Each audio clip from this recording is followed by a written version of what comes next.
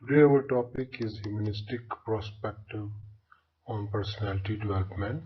So previously we have discussed the different perspectives on personality development, including cognitive, psychosexual, and psychosocial and moral prospects on personality developments.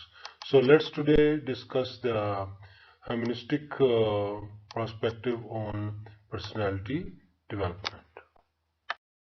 Maslow and Cole were the main proponents of humanistic perspective on human personality development. So Abraham Maslow was the father of humanistic psychology and creator of Maslow hierarchy theory of needs. And whereas the Carl Rogers was also co-founder of humanistic psychology with Maslow, and main contribution was in clinical therapy and application of humanism, and then he was also started personal centered psychology. So let's see what were their prospect about human development. Maslow's humanistic theory of personalities uh, states that people achieve their full potential by moving from basic needs to self-actualization.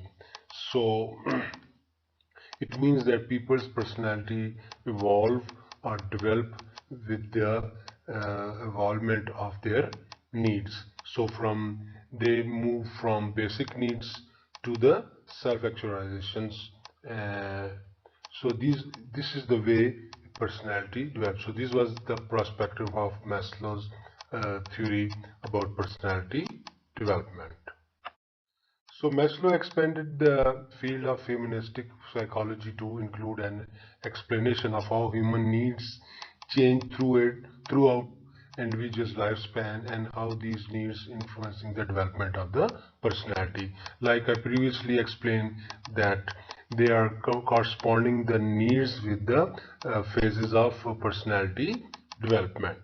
So like previously we have studied there are different phases of personality development with the biological or with environment or with heredity or with other things. But this perspective was that our personality develop as our needs change throughout our lifespan or life cycle.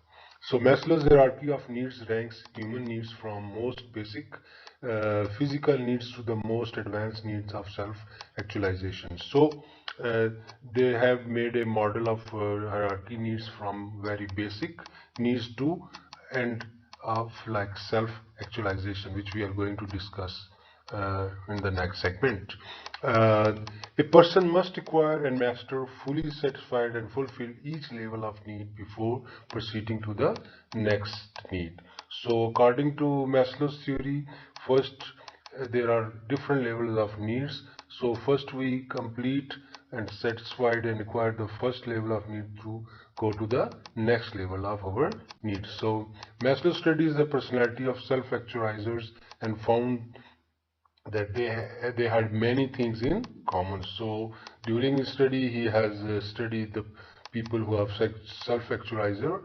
So and he said he thinks that they have many common traits or common characteristics. He believes self-actualizers indicate a coherent personality syndrome and present optimal psychological health and functioning. So this was his observation that they are they have coherent personality. There is no conflict in their personality. They are very smooth and they are coherent or cohesive, and then they present a very optimal psychological health, mental health and functioning. So they are complete control of their mind and their body.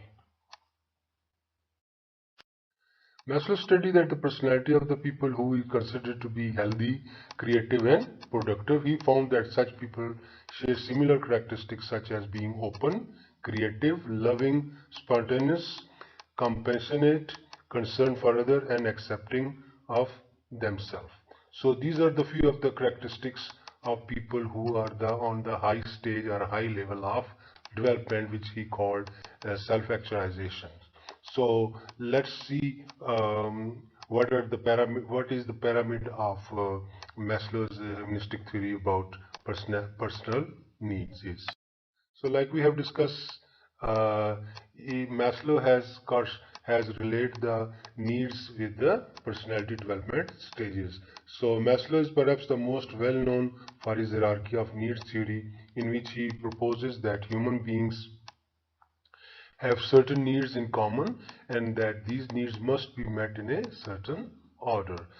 So he's he has discovered or he has found out that human beings have a certain needs and they should be met in a certain order. So these needs range from the most basic physiological needs from survival to higher level self-actualization and transcendence needs. So he said that from body needs started from the body need to go to then go to the higher level of self-actualization. So Maslow hierarchy is most often presented visually as a pyramid. So like I told you, it is a pyramid of needs with the largest, most fundamental physiological needs at the bottom and the smallest, more advanced actualization needs at the top. So each layer of pyramid must be fulfilled before moving up to the pyramid through the higher needs or higher level. This process is continued throughout the lifespan. Like I explained you, this is a pyramid of needs which are hierarchical, started from the very basic need and ending to the most actualization, self-actualization needs. So we can see the pyramid we are talking about this in this picture, the traits of personality according to the needs. So according to the needs we develop in our personality different traits. So like if we start from the physiological, we are breathing, food, water, love, sleep, then homesteaders and this exception. So these kind of things we have in the bottom, which is basically fulfilling our bodily needs. Then after that is the same thing is safety, security of our body, employment, resources, morality, the family, health and property. So this is also part of the things around us, uh, physical things like it is our employment where we are getting the money or the material things, and then our family, our health, our property and our security. Then next level is love or belongingness. So that is like friendship, family and intimacy. So the next is the esteem. Esteem is self-esteem, that's self-respect. We already talked about that.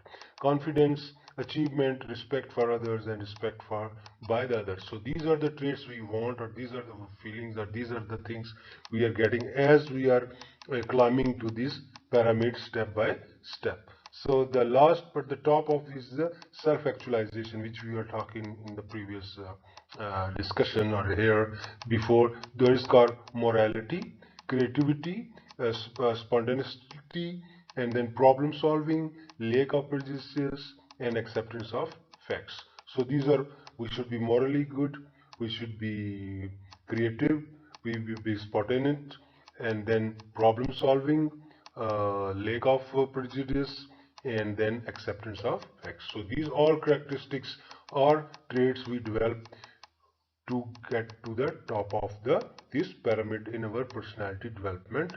If we say this is our this pyramid is not only pyramid of needs, but this is also pyramid of personality development, and these has different levels. Like I already explained that Maslow believed that successful fulfillment of each layers of needs were vital in the development of personality. So it is a step-by-step development in our personality. The highest need for self-actualization represent the achievement of our fullest potential. This is like optimal position we everyone wants to reach to that, and for that we need special characters or traits in a to develop these traits and character in our personality. Those individuals who finally achieve self-actualization were said to be represent optimal psychological health and functioning. So these are the top or the high-end psychological health as well as our functioning. So Maslow stretched the field of psychology study to include full functional individuals instead of only those with psychosis, and he shed a more positive light on personality psychology. So he include these all fully functional individuals instead of those which have some problem. So this is kind of a positive aspects of our personality development, that everyone wants to become more positive, more successful. The person wants to be successful. For that they are striving, and they are going step by step from basic need to self-actualization. So since we are talking about the self-actualizers or self-actualization conditions, so let's see who those people are, what the characteristics they have, and what kind of characteristics we have to develop to reach to that top of the personality development level. So Maslow viewed self-actualizer as the supreme achiever in the human race. So those are the supreme achievers in all the human race, top of the personality development. So I had just write down. So he studies standout individuals who are standing out, mean who are the who are unique, who are different, who are on the top, and the most successful people, in order to better understand what characteristics they possess that allow them to achieve self-actualization. So basically, he has studied that what characteristic they have. So for later on, for us people, if we want to reach to the top of that level, what kind of characteristics we should have. In his research, he found that many of these people shared certain personality traits. Most self-actualizers had a great sense of awareness, maintaining a near constant enjoyment and awe of life. So they love their life. They have constant enjoyment. They are aware. They have a sense of awareness of everything what is happening, and they often describe peak experiences during which they felt such an intense degree of satisfaction that they seem to transcend themselves. So they have since they are on the peak, so they have all the peak experience of their success or self-actualization or satisfaction. Continuing the characteristics of self-actualizer, they actively engaged in activities that would bring about his feeling of unity and meaningfulness. So they have, active in their life and bringing feeling of unity and meaningfulness. Despite this fact, the most of these individuals seem deeply rooted in reality, were active problem seeker and solver. So they are living in the real world where there are problems, but at the same time they are very active to solve these problems, to find these problems. They develop a level of acceptance for what they couldn't be changed, and a level of spontaneity and resilience to tackle what could be changed. Most of these people had healthy relationship with small groups with which they are interactive frequently. So they are spontaneously, mean uh, they are very witty, or they are very reacting to the things, and they have religions mean they come back, they bounce back. If they got hurt, they will come back and they tackle the things. And the most of these people are healthy relationship with the everyone with whom they are interacting. According to the Maslow, self-actualized people indicate a coherent personality syndrome and represent optimal psychological healthy and functioning. So these were Maslow's humanistic perspective on personality development, that our personality develops according to our needs. So we are developing all our lives since our needs are changing, and it's going from basic to optimal. So the question is, do our personality change are developed according to our needs. So you think about that when our needs change, our personality change, or we change. So this is the question you have to think about.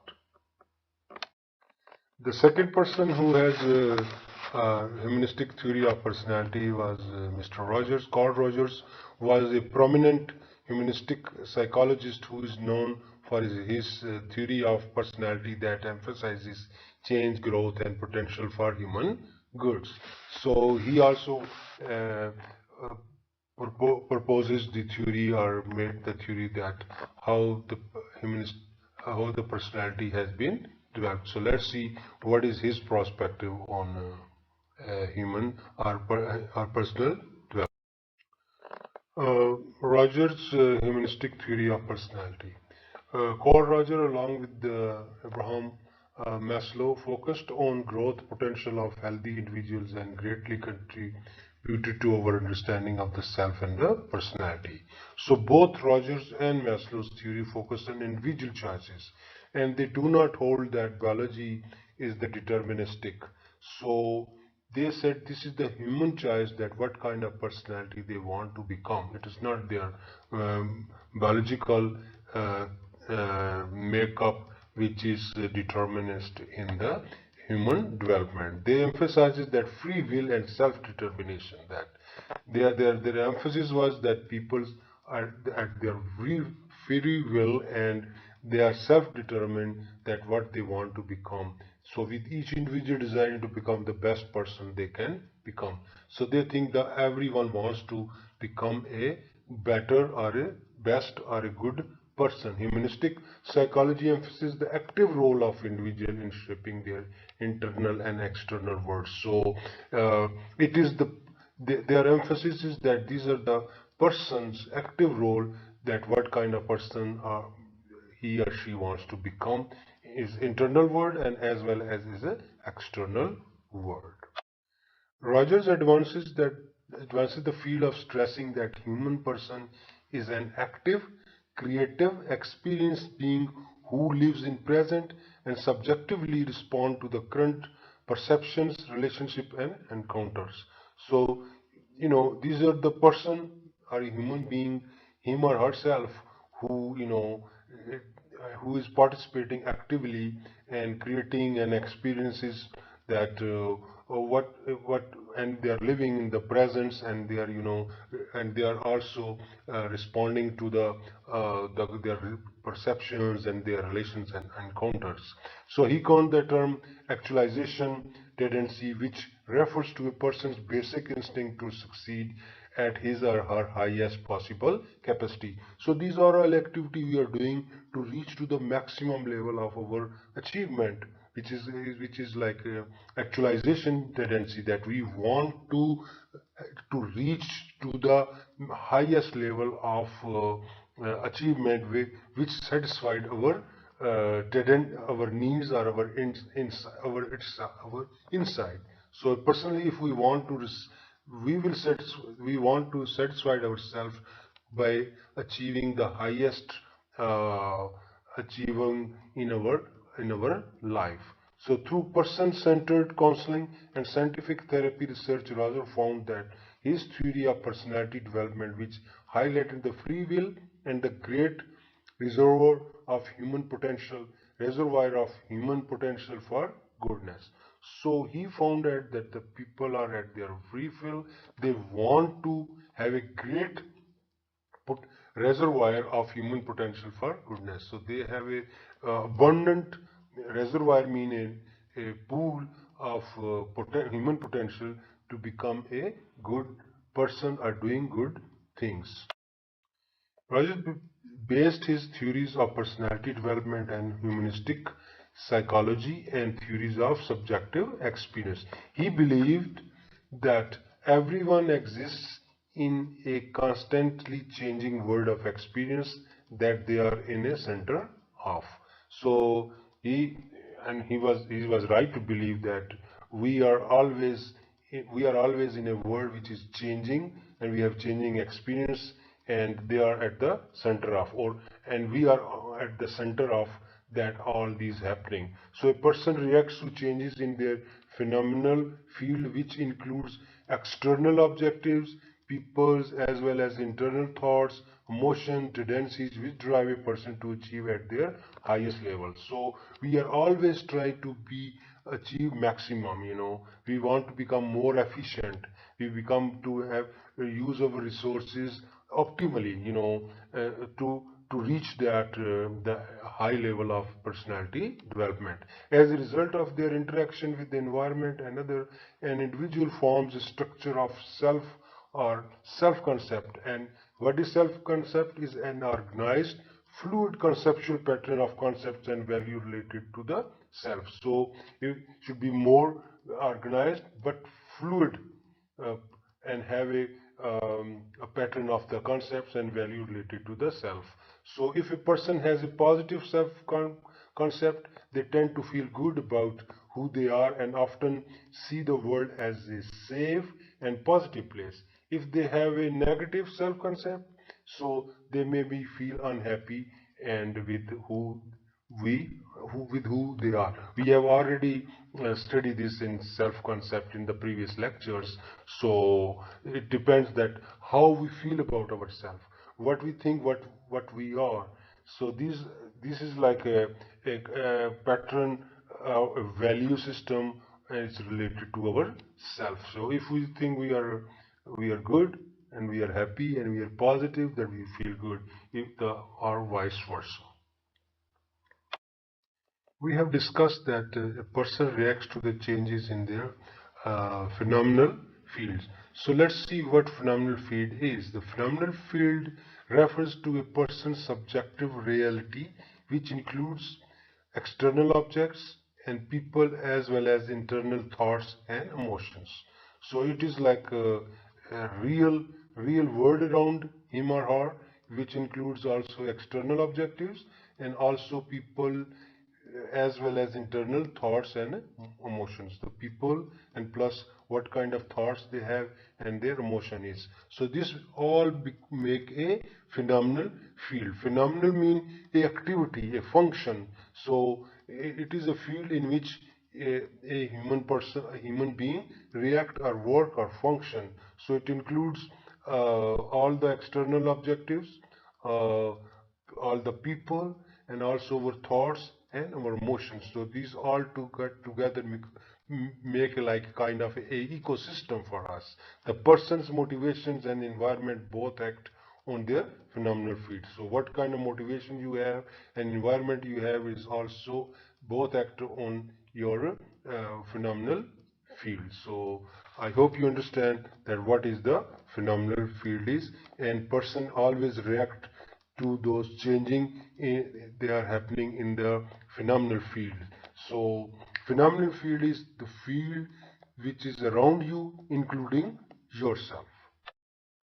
Like we were discussing about the self concept, so Raja further divided the self concept into two categories: the ideal self and the real self. The ideal self is the person that you would like to be, and the real self is the person you actually are.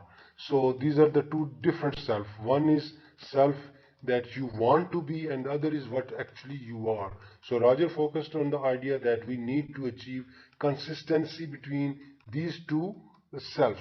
So we are always trying that these two self should be consistent, mean they should be same.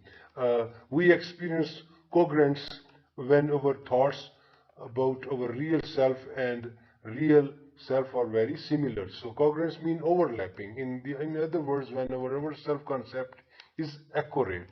So it is like we have studied previously that we self concept is we analyze ourselves, that what we are actually, and then dividing by two. Ideal self means which we want to, like ideally what we should be, and real what we have are. And but when they are both are very close to each other, is becoming like congruence. Congruence mean they are overlapping each other. So high congruence leads to greater sense of self-worth and a healthy and productive life. If your real self and ideal self is the same, you feel more secure, you make your life become more productive, you are more healthy, and you give more value to yourself because you are not hypocrite, you are what you are. What your inside and outside is same. So conversely, when there is a greater discrepancy between our ideal and actual levels, we experience a state Roger called the incongruence, which can lead to a maladjustment that we cannot live better life because we have conflict. Our inside personality is different and we are showing different personality. Sometimes I don't want to say the word used bipolar, but bipolar, but it happens. We are like two different personality. One is what we are showing and what we are actually. So this is another, and I think we have already discussed in one of the lecture already. So in development of self-concept, Rogers elevated the importance of unconditional positive regard or unconditional love. So this is another phenomena you want to develop in yourself, that people raised in an environment of unconditional positive regard in which no preconceived condition of worth are present have the opportunity to fully actualize. Sometimes when you are good and you do good things without expecting any reward. You don't have a preconceived condition of worth or present, that worth mean if you will do, you will get this. So this unconditional love or unconditional positive regard. So this is also one of the characteristics of the actualizers. So they do work for without any reward. When people are raised in an environment of conditional positive regard in which worth and the love are only given under certain conditions, they must match or achieve those conditions in order to receive the love and positive regard they yearn for. So the other thing is like conditional, it is conditional love, you give and take, you believe in give and take, and you do something expecting something in the reward. So their ideal self is thereby determined by other based on these conditions, and they are forced to develop outside of their own true actualizing tendency. This contributes to incongruence and a greater gap between the real self and the ideal self. So when you are expecting something, then your personality become like your ideal and your real has a difference, and it become like incongruence, and then your achieving of actualization tendency may hurt. So this contribute to incongruence and greater gap between. So you should always go for unconditional uh, positive regard. So do things without expecting anything. So this is also one of the characteristics of highest level of actualization of a personal development, when you do things without expecting any reward in return. So Rajas also described life in terms of principles rather than stages of the development. So these principles exist in fluid process rather than static states. He claimed that a fully functional person would continually aim to fulfill his or her potential in each of these processes, achieving what is called the good life. So without any stages, uh, saying stages that first do this and then do this and then do this, he or she has to always try their best potential to achieve their good life in every process. So these people would allow personality and self-concept to emanate from experience. He found that fully functional individuals have several traits or tendencies in common. So at the end of our lecture, let's see the traits or tendency common in the fully functional individual. Fully functional individual means who are on the top level of their personality development. So what is few of them is written here. So number one is a growing openness to experience. They move away from the defensiveness. They are not defensive. They are open. So they are open for every, listening all the kind of criticism or everything. And increasingly existential lifestyle, living each moment fully. So, and rather than distorting the movement to fit personality or self-concept. So, I green them because these are the good things. So, live fully in every moment of your life. So trust, uh, use your own judgment. So increasing uh, organistic they trust their own judgment and their ability to choose behavior, and it is appropriate for each moment. Freedom of choice, they are not restricted by incongruence and are able to make a wide range of choices more fluently. They believe that they play a role in determining their own behavior, so feel responsible for their own behavior. So, higher level of creativity, they will be more creative in the way they adopt to their own circumstances without feeling a need to conform. So, then reliability and constructiveness, they can be trusted to act constructively.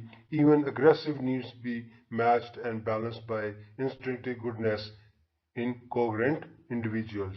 So then a rich, full life, they will experience joy and pain, love and heartbreak, fear and courage more intensely.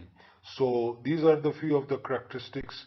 So they are more open, they are living each moment of their life fully, they trust their judgment, they trust themselves, they feel responsible for their own behavior, they they they are not hypocrite, they they adopt with the things, and they don't want to be stay conforming. They are not like always conform. So they and then they very constructiveness they have, and goodness they have, and then the last thing is they are very intensely people. There are feelings of pain and joy and love and heartbreak, and they are very intense.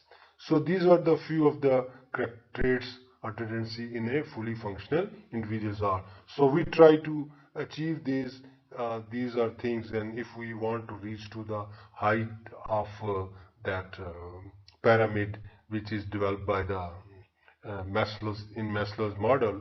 So these are the another perspective, humanistic perspective of personal development, that how we develop our personality.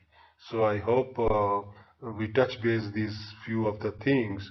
So for your things, please let me know if you have any question. Thank you very much for your time.